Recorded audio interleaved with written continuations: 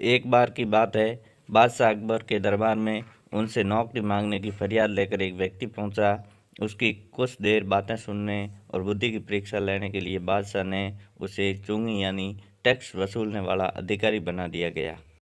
बीरबल भी उस दरबार में मौजूद थे। उन्होंने उसे कुछ देर ध्यान से देखने के बाद कहा कि बादशाह, यह व्यक्ति ज़्यादा ही चालाक लग रहा है। यह जल्द ही कुछ न कुछ बेईमानी जरूर करेगा। होते होते कुछ समय गुजरा और तब तक उस व्यक्ति ने टैक्स वसूलने का काम पूरी तरह संभाल लिया था। एक दिन बादशाह अकबर के पास एक दो व्यक्ति उस अधिकारी की शिकायत लेकर आए। शिकायतें मामूली थी, इसलिए उन पर ज़्यादा किसी ने ध्यान नहीं दिया।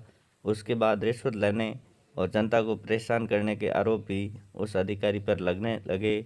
इतनी शिकायतें आने पर बादशाह ने सोचा कि इसका तबादला ऐसी जगह कर देता हूँ जहाँ इसे बेईमानी करने का मौका ही न मिल पाए। इतना सोचते ही बादशाह ने फैसला किया कि उसे अस्तबल का मुंशी बनाया जाएगा।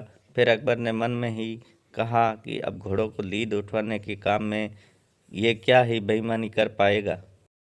वहाँ मुंशी के पद पर पहुँचते ही उस व्यक्ति ने फिर रिश्वत लेना शुरू कर दिया। उसने सीधे घोड़े की देखभाल करने वालों से कह दिया कि तुम लोग घोड़ों को कम दाना पानी खिलाते हो। इसका पता बादशाह को चला है, इसलिए मुझे लीद तोड़ने के लिए भेजा है। अगर लीद का वजन कम हुआ तो सबकी शिकायत बादशाह से कर दूंगा। इस तरह से उस मुंशी से परेशान होकर हर घोड़े के हिसाब से उसे 1 रुपये लोगों ने देना शुरू कर दिया। यह बात भी कुछ समय बाद अकबर तक पहुंच गई। उन्होंने मुंशी को सीधे यमुना की लहरें गिनने का कार्य सौंप दिया। फिर बादशाह के मन में हुआ कि अब यहाँ तो यह कोई बेईमानी नहीं कर पाएगा। कुछ ही दिनों में जैसे ही वो व्यक्ति यमुना के किनारे पहुंचा तो वहाँ भी उसने अपना दिमाग दौड़ा लिया। वो नाव से सवारी करने वालों को रोक रोक कर कहता कि मैं लहरें गिन रहा हूँ, ऐसे में तुम लोग यहाँ से नहीं निकल सकते हो। इसी जगह पर 2-3 दिन तक रुकना होगा।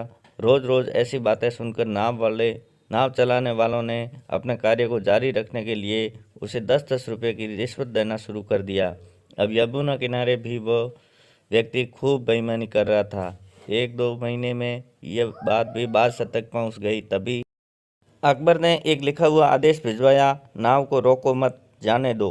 वो व्यक्ति चतुर था। उसने बादशाह के आदेश वाले पत्र को नावों को रोको मत जाने दो कर दिया। इस थोड़ी हेर फेर के बाद उसने अकबर का आदेश वहाँ टंगवा दिया। आखिर में उसे परेशान होकर बादशाह ने उसे नौकरी से ही निकाल दिया। तभी बादशाह को बीरबल की बात याद आ गई कि यह आदमी बेईमानी जरूर करेगा। तब उनके मन में हुआ कि मुझे उसे पहली गलती में ही कठोर दंड देना चाहिए था। इस कहानी से यही सीख मिलती है कि दुष्ट अपनी दुष्टता और बेईमान अपनी बेईमानी कभी भी नहीं जाने पर नहीं छोड़ता है।